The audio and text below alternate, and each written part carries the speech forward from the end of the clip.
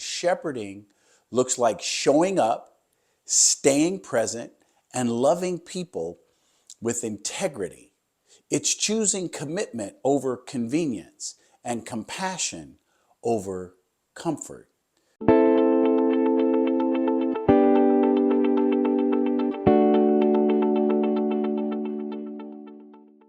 Good day, and welcome to Fireside with the Chaplain. Today's word of the day is shepherd. And looking at one of my favorite passages of Scripture in the Gospel of John, chapter 10, the 11th through the 13th verses, the Message translates it this way: I am the good shepherd. The good shepherd puts the sheep before himself and sacrifices himself if necessary. A hired hand is not a real shepherd. The sheep don't matter to him. That's powerful. Consider this idea. The shepherd doesn't lead from comfort, but from commitment. A shepherd is more than just a caretaker. A shepherd is someone who steps into the responsibility of guiding, guarding, and walking with those entrusted to them. In John 10, John writes that Jesus draws a sharp contrast between a shepherd who truly loves the flock and a hired hand who watches over what isn't theirs. The shepherd moves forward into danger as if it meant protecting the very lives of those that matter to them. The hired hand, contrarily, steps away when the pressure rises. Jesus calls himself the Good Shepherd, the one who knows every weakness, the one who knows every fear, and the one that we need to carry us through. Jesus doesn't abandon us when life becomes overwhelming or when the path gets rough. Instead, Jesus leads with compassion, courage, and an overwhelming presence that embraces us. Jesus cares so personally and intentionally and sacrificially for each and every one of us. And because we are led by such a good shepherd, we are invited to lead others with the same heart. Wow, that's a tall order.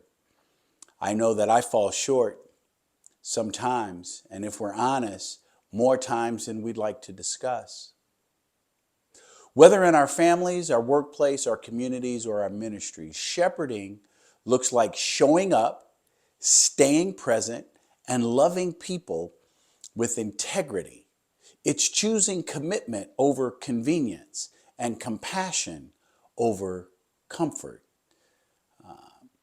Part of my leadership philosophy is that leadership is about inconvenience. If you don't like being inconvenienced, then leadership may not be for you, and neither may shepherding.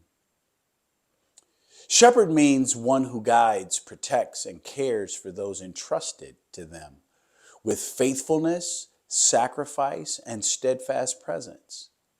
A shepherd's heart reflects Jesus's leadership style, courageous, caring, and committed.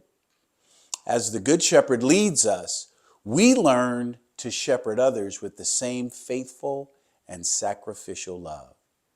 These three questions I have for us are challenging in reflection. Consider them. Number one, where do you sense Jesus guiding you right now? And what might it look like to follow Jesus's lead with trust? How often do we follow to an extent of uncomfortableness and then bail because it's uncomfortable? Yeah. Here, number two. Who has God placed under your care? And how can you shepherd them with greater patience, with greater compassion, and greater presence. I don't think that means to be overbearing and overwhelming, but maybe more attentive and more understanding and more gracious. Here, number 3.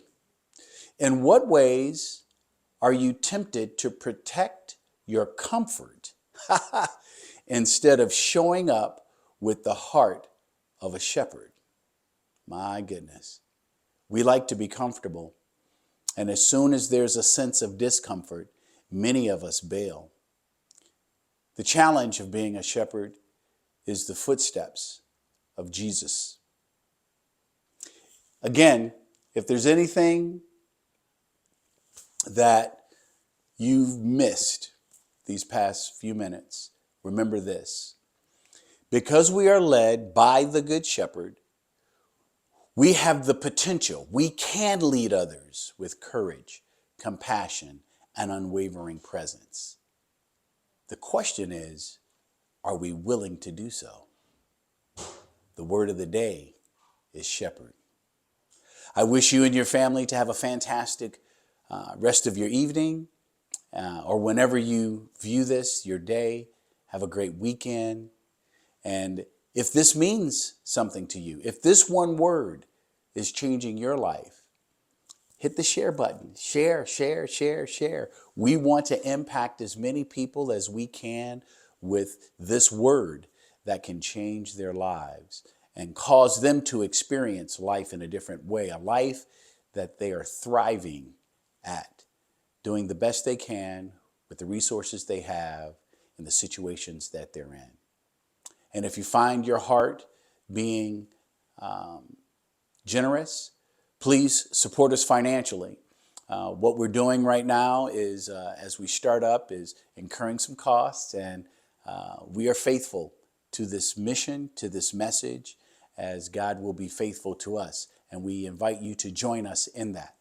So until we meet next time, might you be well. God bless.